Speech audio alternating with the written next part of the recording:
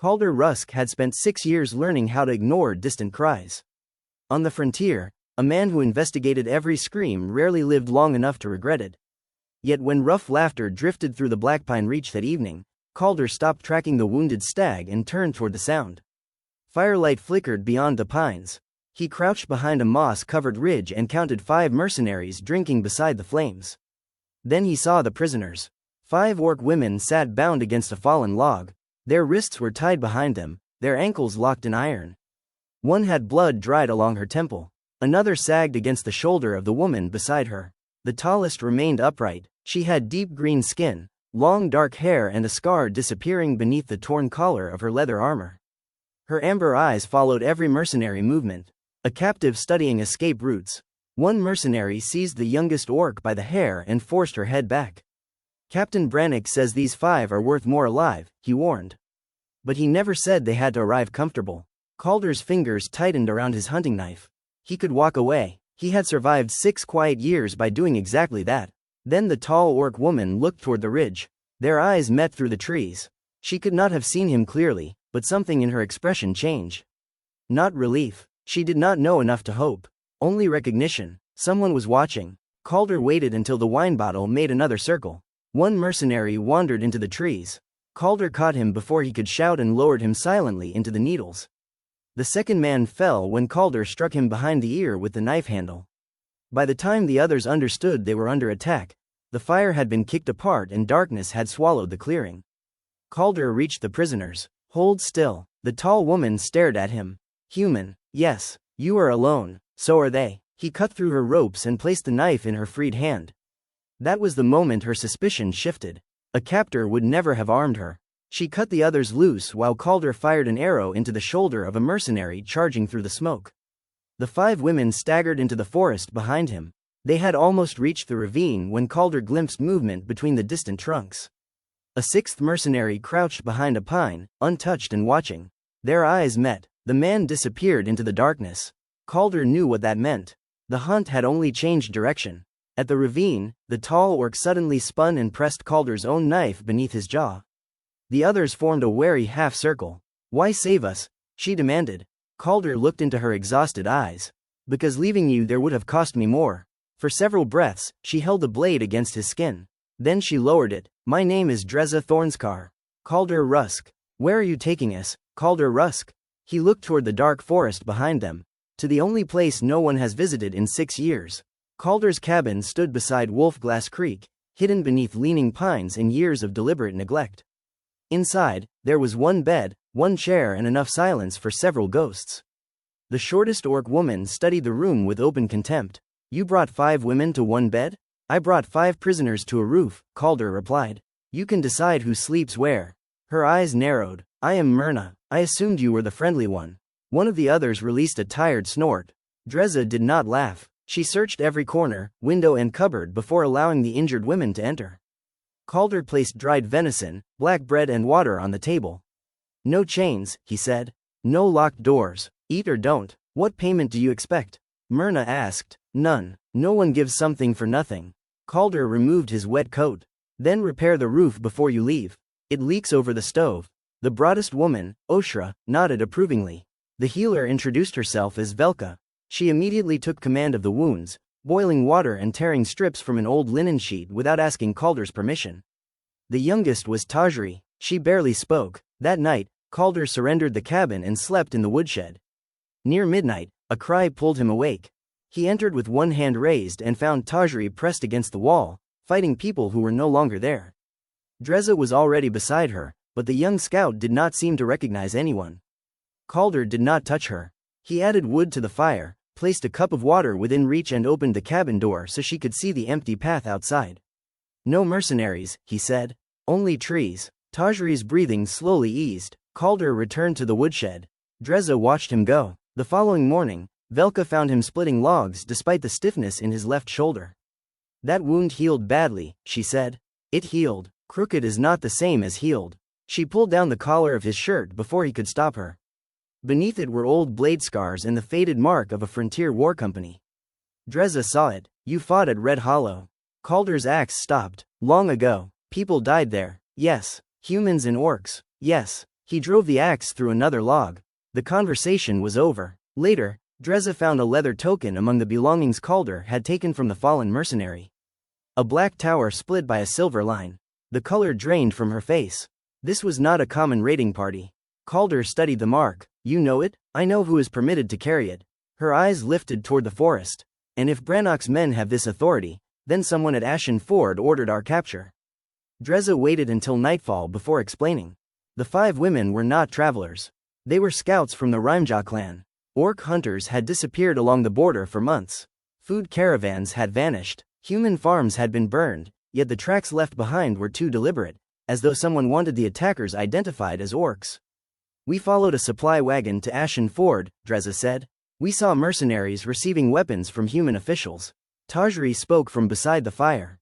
I heard 2 names. Everyone looked at her. Magistrate Solran Pike, Harl Dask. Calder knew both. Pike administered the border. Dask controlled half the freight moving through it. You have proof? Calder asked. We had copies of their transport marks, Oshra said. Brannock took them. Then you have accusations. Dreza stood. We have enough to warn our clan. If you reach them. Her jaw tightened. You think we cannot? I think Brannock left 1 man watching that camp. By now every road north is being watched. Dreza stepped closer. Then let us remain here until your silence buries us? Calder's expression hardened. I gave you shelter. You gave us 1 night. War will take everything after it. He turned away, but she followed. You hide because you believe refusing to choose makes you innocent. The words struck more cleanly than a blade. Calder looked at the 6 knives arranged above his hearth. Weapons maintained for enemies who had never come. Outside, a branch snapped. Everyone froze. Myrna moved to the window. 2 men near the creek. Calder extinguished the lamp. Within moments, the cabin became a fortress. Oshra braced the rear door. Myrna set wire across the entrance. Dreza took Calder's bow while he circled through the woods. The scouts fled after discovering the traps, but their presence settled the argument. Calder returned before dawn. Dreza waited beside the dying fire. You were right, he said. She raised 1 eyebrow. Do humans often admit that? Only in severe illness. For the first time, Dreza smiled. It was brief, but it changed the whole room. Calder unfolded an old frontier map across the table. If Pike is involved, shouting accusations will get you killed. We need records, witnesses and a route his men will not expect. Dreza studied him. You said you left this world. I did. And now? Calder marked a narrow trail leading toward Ashen Ford. Now it has found my cabin. He looked at all 5 women. I will not only hide you. I will help you expose them. Outside, snow began falling over Wolfglass Creek, covering the tracks of the men who had come hunting. Inside the cabin, 6 strangers stood around 1 map. For the first time in years, Calder Rusk was no longer alone. And for the first time since their capture, the 5 orcs had something more dangerous than hope. They had a plan. By the 4th morning, Calder's cabin no longer belonged entirely to him. Oshra had repaired the sagging smokehouse rack before sunrise. Myrna had moved half his traps and informed him that the other half had been set by a man who wished to feed foxes. Velka had reorganized his medicine shelf, throwing out 2 jars of salve she claimed had become more dangerous than the wounds they were meant to treat. Tajri sat at the table studying Calder's old maps. Dreza stood in his yard sharpening his knife as though she had always done so. Calder watched from the doorway. 6 years of silence had vanished in 4 days.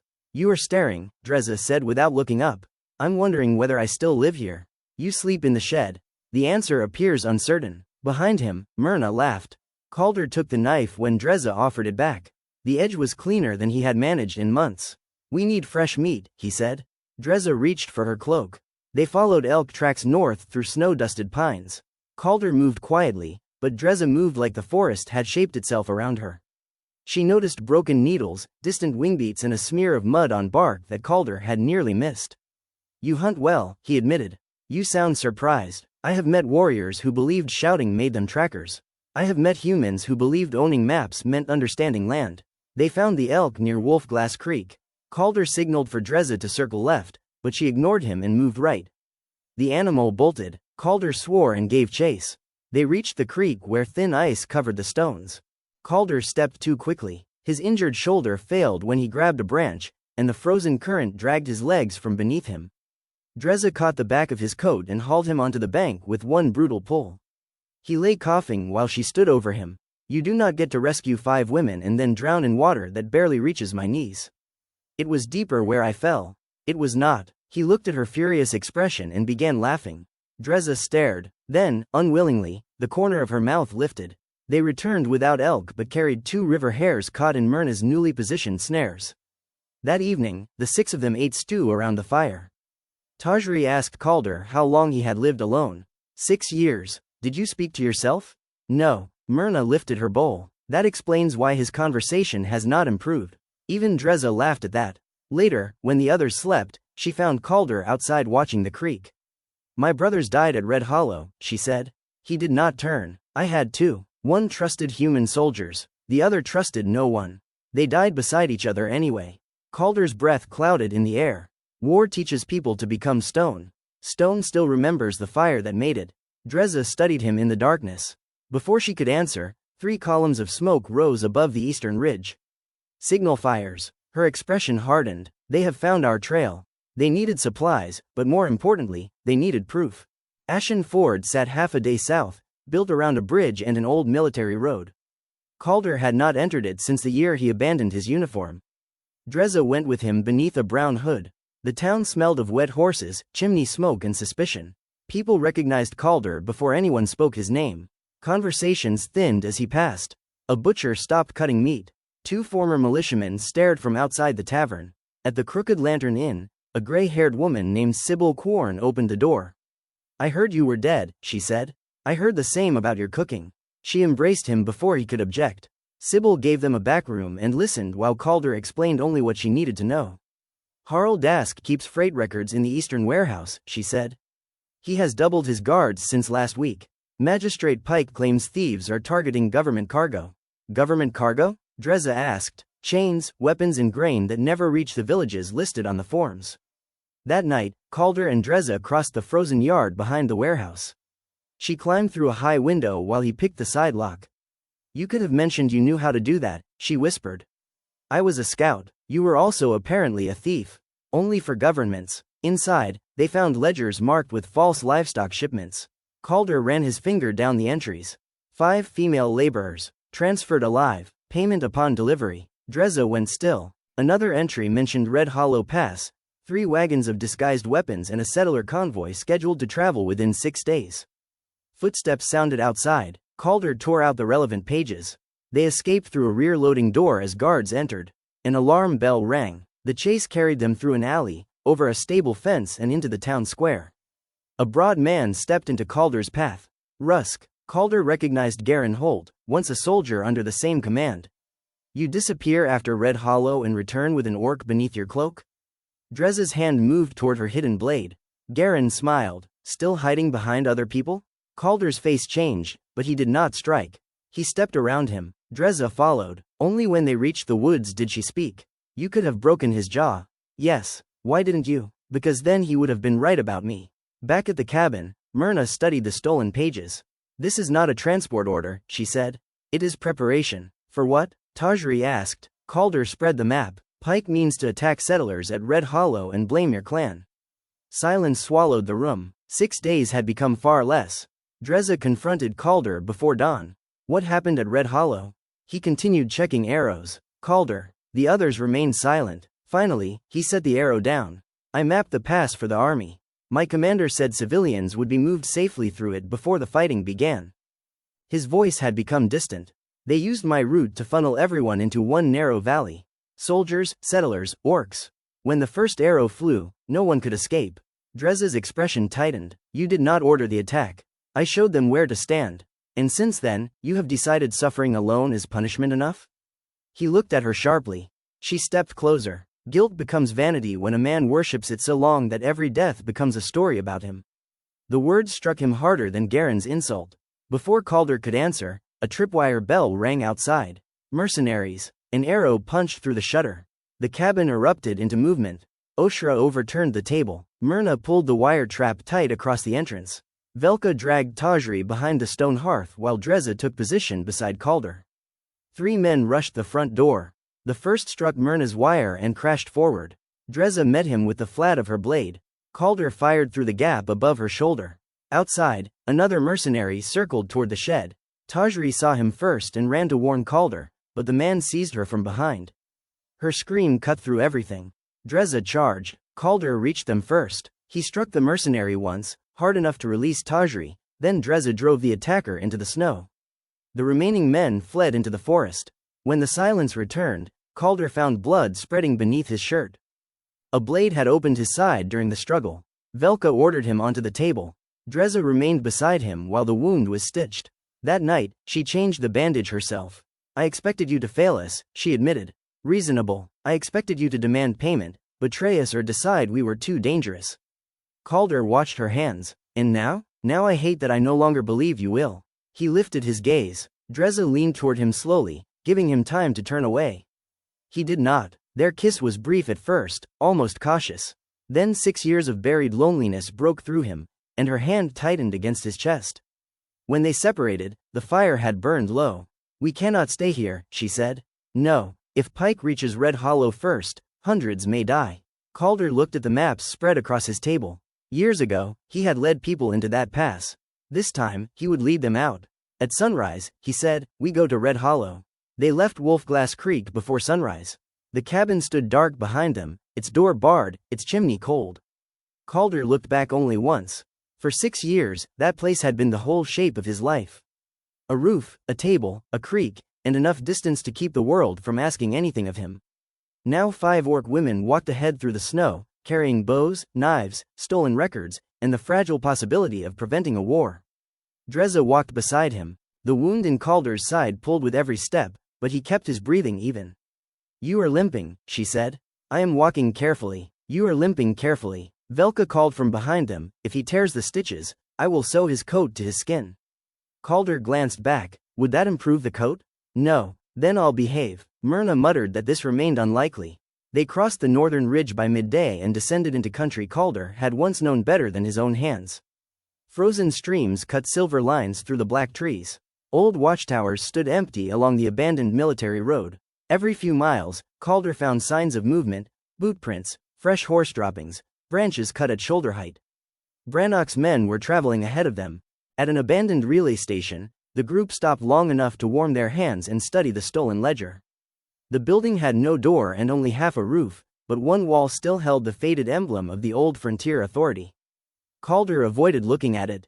Tajri sat near the broken hearth, staring at the ledger pages. There is something I did not tell you, she said. Dreza's expression sharpened. Why? Because I was not certain I heard correctly. Calder crouched across from her. Tell us now. Tajri swallowed. The night before Brannock captured us, I heard him speaking to Harl Dask. They said the settler convoy would be attacked at Red Hollow. But they also said Pike had arranged for Rimejaw weapons to be left among the dead. Oshra went still. What weapons? Dreza asked. Clan-forged axes, hunting arrows, a ceremonial blade taken from the burial caves. The room seemed colder. That blade would not merely suggest Rimejaw involvement. It would make the attack look authorized by their elders. They mean to provoke retaliation before anyone can investigate, Velka said. Dreza paced to the broken window. If we go north to warn my clan, the convoy dies. If we stay south to protect the settlers, Pike may send riders to tell Rimejaw we were responsible. Calder unfolded the frontier map. Then we stop trying to outrun both lies. Dreza looked at him. We make the truth visible. He marked 3 positions around Red Hollow Pass. The convoy enters from the west. Brannock's men will likely occupy these ridges. If we warn the settlers too early, they may turn back and scatter, making them easier to hunt.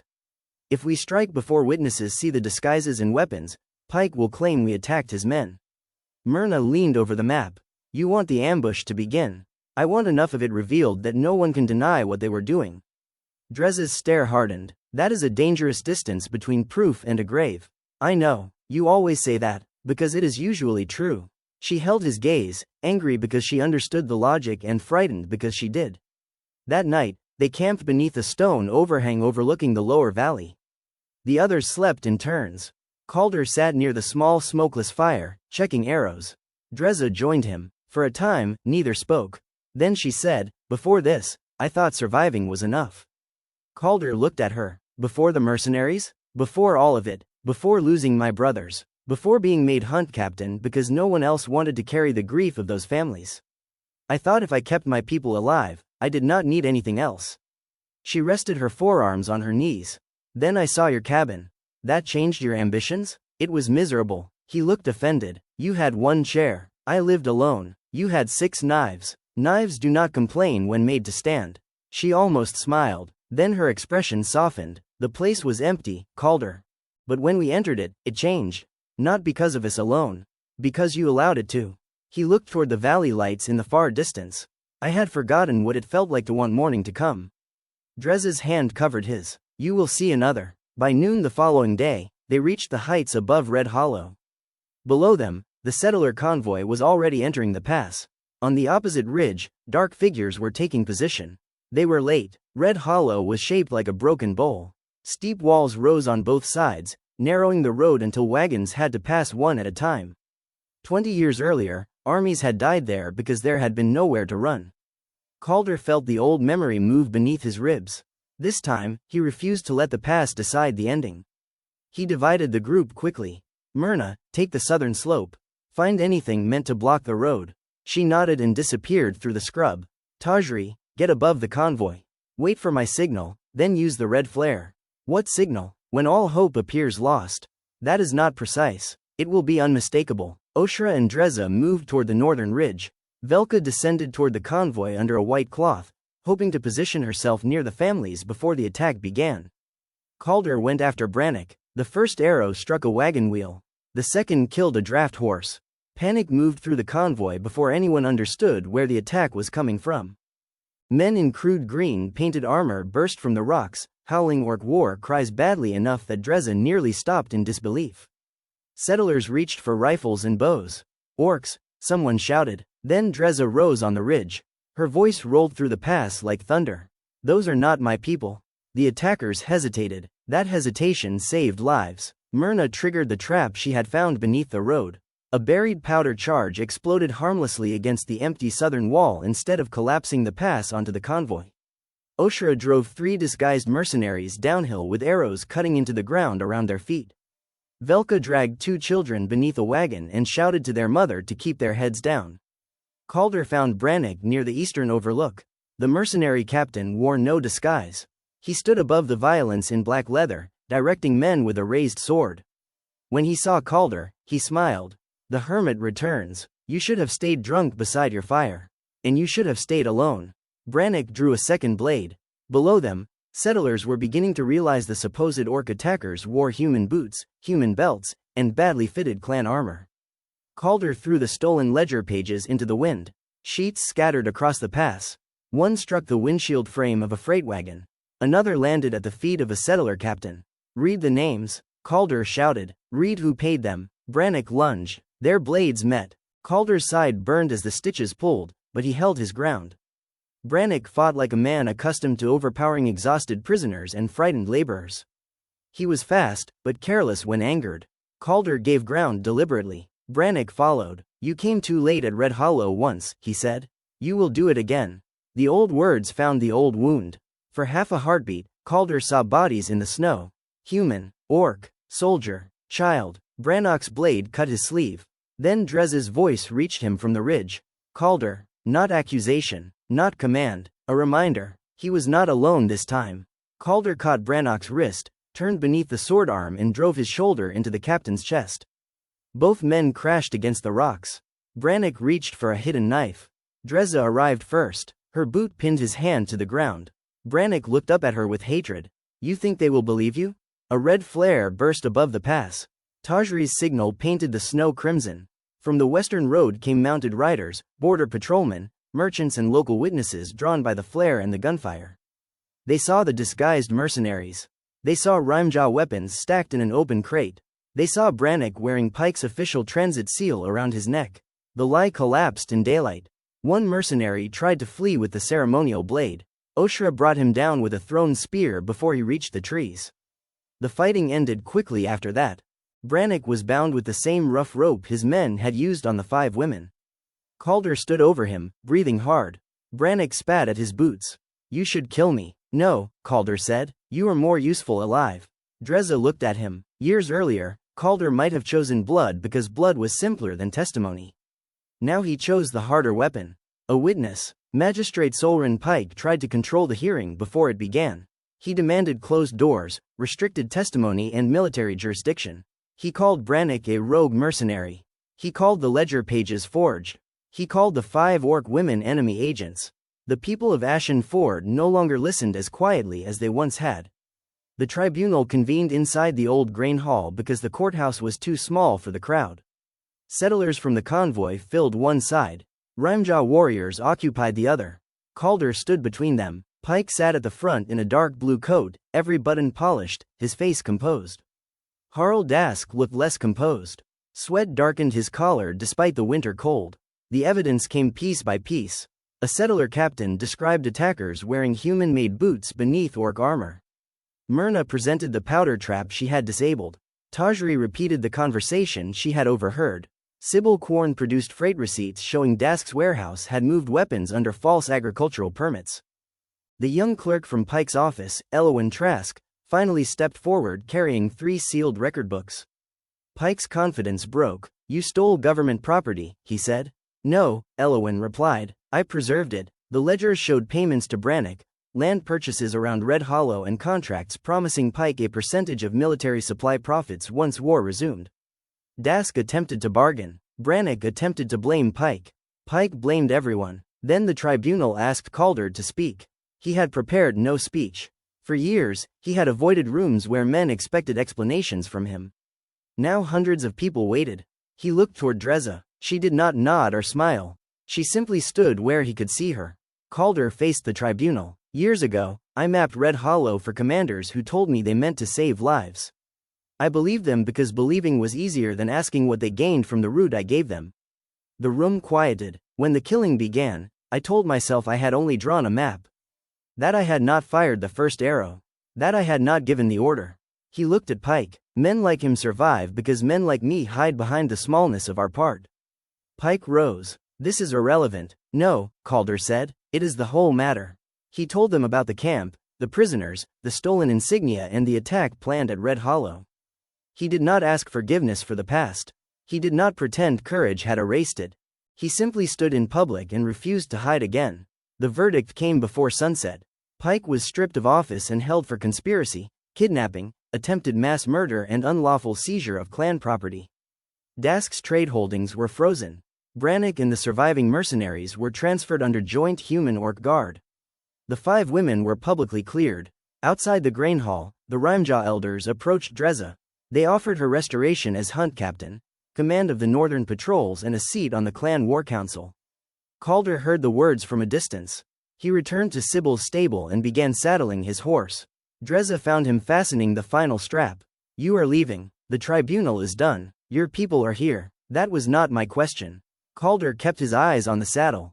"You have your rank back. And? You have obligations. So do you. My cabin needs repairs. Your cabin always needs repairs." He finally looked at her. "You belong with them." Dreza stepped close enough that he had to raise his head. "I was captured, chained, hunted and nearly killed. I crossed half the frontier with you. I fought beside you in Red Hollow. And now that peace has arrived, you decide to abandon me politely? I am not abandoning you. You are retreating before I can choose." Calder had no answer. She placed one hand against his chest. "I do not want you because you cut my ropes. I do not want you because you saved my companions. I want the man who gave up his silence when the world needed his voice." Her fingers curled into his coat. "I will serve my clan. I will also choose where I sleep, whose table I sit at and whose terrible roof I repair." Calder's mouth shifted. "The roof has improved. Do not ruin this." He kissed her in the stable while the winter light faded through the open doors. This time, neither of them was frightened, wounded or uncertain. This time, he chose her in daylight. By spring, Wolfglass Creek no longer looked like a place built for loneliness. A second room stood beside the cabin. The smokehouse roof had been replaced. Myrna's traps lined the northern ridge with such efficiency that Calder complained the rabbits now feared her name. Velka established a small healing post halfway between Ashen Ford and Rimejaw territory. Oshra organized the first shared winter supply convoy. Tajri became a messenger between the settlements and took great pleasure in arriving at Calder's cabin without warning. Dreza divided her time between clan patrols and Wolfglass Creek. She refused to call the cabin hers. She merely rearranged everything inside it, replaced Calder's chair, moved his knives and ordered construction of shelves.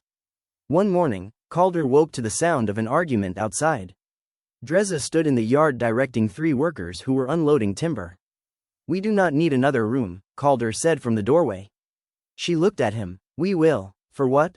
Dreza's expression remained perfectly serious. "Guests." Behind her, Tajri laughed so loudly that 2 birds fled the roof. Calder crossed the yard and took the inventory list from Dreza's hand. He had once believed survival required distance. Distance from towns. Distance from war. Distance from anyone whose loss might hollow him out again. Now the yard was full of voices. Orc traders unloaded grain beside human carpenters. Velka's medical packs hung from the porch. Oshra had left 3 barrels of smoked meat without asking. Myrna had carved a warning into the gate for thieves, though Calder suspected the spelling was deliberately offensive. Dreza stood beside him, solid and alive. "Too much noise?" she asked. Calder looked toward the cabin. The place no longer held silence like a grave. It held boots by the door, maps on the table, bowls stacked beside the stove, and a red cloak hanging from the same peg as his weathered coat.